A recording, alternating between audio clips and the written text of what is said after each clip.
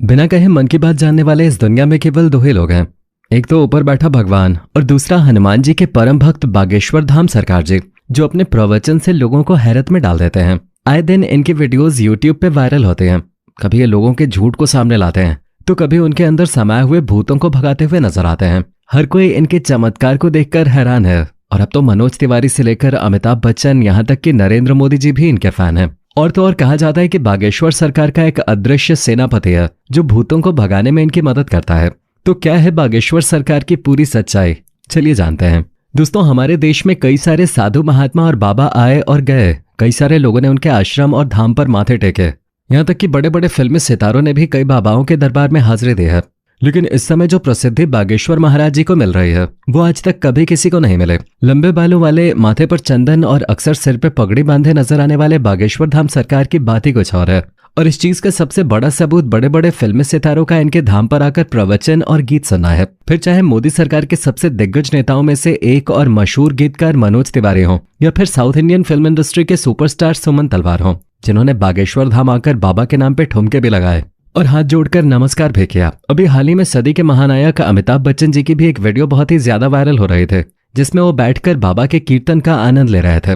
पर दोस्तों, ये सब कुछ एक रात का चमत्कार नहीं है, बल्कि इसके पीछे एक ऐसे बच्चे की कहानी छुपी हुई है जिसके संघर्षों के बारे में जानकर आपके भी होश उड़ जाएंगे। क्योंकि सोशल मीडिया पे एक बार अगर कोई वायरल हो जाता है तो उसकी जिंदगी बदल जाती है। लेकिन बागेश्वर धाम सरकार तो हर हफ्ते वायरल होते हैं। उनकी वीडियोस ट्रेंडिंग पे जाते हैं और लोग अपना सारा काम धाम छोड़कर इनकी बातें सुनते रहते हैं। हजारों की संख्या में लोग अपनी मनोकामनाओं को पूरा करवाने और अपनी तकलीफों को दूर भगाने के लिए बागेश्वर धाम दर्शन के लिए पहुंच जाते हैं। और ये सब कुछ मुमकिन हो पाया है बागेश्वर धाम जी के चमत्कारों की वजह से। कहा जाता है कि स्वयं हनुमान जी की कृपा बागेश्वर बाबा के ऊपर बनी हुई है और उन्हीं की असीम शक्तियां हैं, जिनकी सहायता से बागेश्वर धाम सरकार किसी के भी मन की बात को जान लेते हैं और उसके बताने से पहले ही कागज पे उसकी समस्याएं लिख देते हैं, जिसके कई सारे प्रमाण अपने वीडियोस के जरिए देखे होंगे।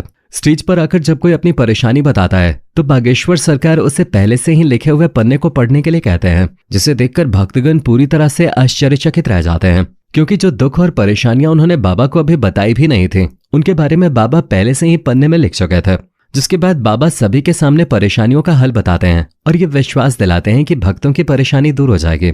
लेकिन बागेश्वर धाम काफी सख्त मिजाज के भी हैं, क्योंकि अगर कोई इनके सामने झूठ बोलता है या फिर गलत नियत के साथ अपनी इच्छाएं लेके पहुंच जाता है तो ये उसकी पोल खोलने में भी कोई कसर नहीं छोड़ता। और आजकल तो बागेश्वर सरकार भूत प्रेतों को भगाने में एक्सपर्ट बन गए हैं। इनके दरबार पे अलग अलग तरह की हरकतें करने वाले लोग इकट्ठा होते हैं और बाबा उन सभी के भूतों को चुटकियों में भगा देते हैं, क्योंकि इनके ऊपर हनुमान जी की असीम कृपा है। वो कहते हैं ना कि भूत पिचाश निकट नहीं आवे, महावीर जब नाम सुनावे। और महावीर से याद आया, जो लोग हनुमान जी के परम भक्त हैं वो कमेंट बॉक्स में जय श्री राम लिखना न भूलें।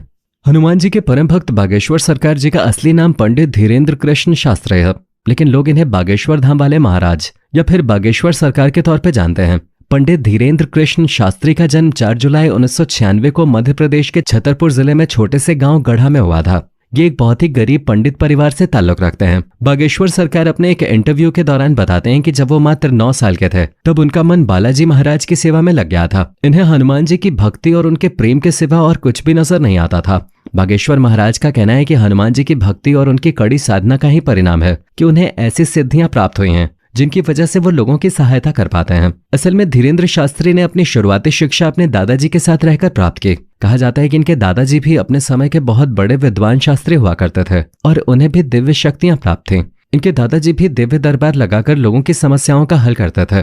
तभी से धीरेन्द्र शास्त्री ने अपने दादाजी को अपना गुरु मान लिया और उनसे ही सारी चीजें सीखने लगे। दादाजी के साथ रह के ही इन्होंने रामायण और गीता जैसे धार्मिक ग्रंथों का अध्ययन किया। लेकिन अगर प्रारंभिक शिक्षा की बात की जाए तो बागेश्वर सरकार ने अपने गांव से ही 8वीं की पढ़ाई पूरी की और फिर उसके बाद अपनी आगे की पढ़ाई करने के लिए इन्हें गांव से करीब 6 किलोमीटर दूर जाना पड़ता था, क्योंकि गांव में हाई स्कूल नहीं था और केवल 8वीं तक की पढ़ाई की सुविधा थी।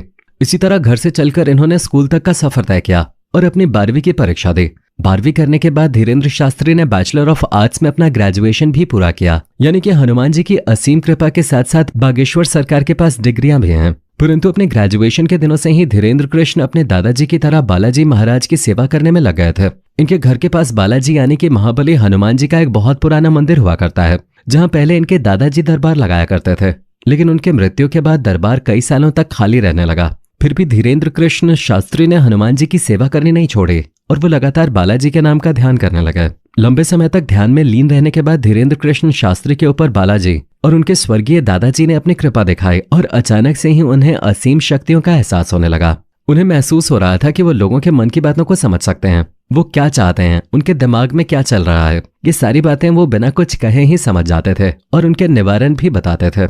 अपनी इन शक्तियों का इस्तेमाल करके धीरेन्द्र शास्त्री ने लोगों के कष्टों को दूर करना शुरू कर दिया। लोग जब इनके पास अपनी समस्या लेकर आते तो ये पहले से ही उनके मन की बात समझकर उन्हें समस्या का समाधान बता देते थे।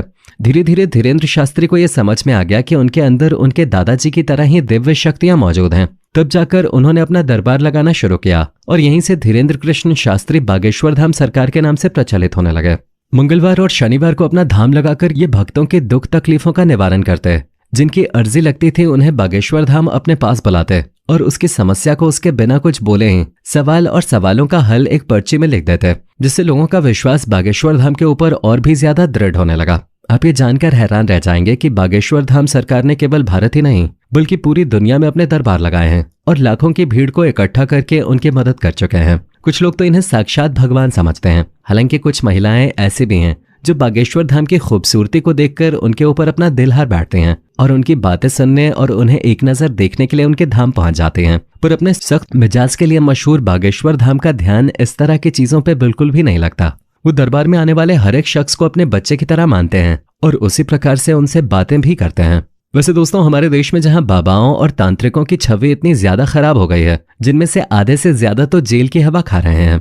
जैसे ही किसी बाबा के ऊपर विश्वास होता है, उसके काले कारनामों का चट्टा खुलने लगता है और लोग इन चीजों के ऊपर विश्वास करने से घबराने लगे हैं। इस माहौल में अगर कोई 26 वर्षीय शख्स अपनी दिव्य शक्तियों से लोगों को हैरान कर दे तो दुनिया के मन में सवाल तो उठेंगे और इन्हीं सवालों का जवाब ढूंढने के लिए कई सारे मीडिया कर्मी भी बाबा के दरबार में चोरी चुपके जा चुके हैं ताकि बागेश्वर धाम की सच्चाई जान सकें। पर इतने सारे स्टिंग ऑपरेशन करने के बावजूद भी कोई ये समझ नहीं पाया कि आखिर बागेश्वर सरकार लोगों के मन की बात को कहते हैं, क्योंकि कई सारे नए लोग जो दरबार में आए होते हैं उनकी अर्जी लग जाती है और जब वो बाबा के सामने जाते हैं तो उनके मन की सारी बातें बाबा पहले ही लिख चुके होते हैं। इस तरह की चीजें देखकर मीडिया कर्मी भी हक्के बक्के रह गए और लगातार बागेश्वर बाबा को लेकर जांच पड़ताल कर रहे हैं, लेकिन अभी तक उन्हें कोई भी ऐसी चीज प्राप्त नहीं हुई है जिसे लेकर वो बागेश्वर धाम सरकार के ऊपर किसी तरह का आरोप लगा सकें।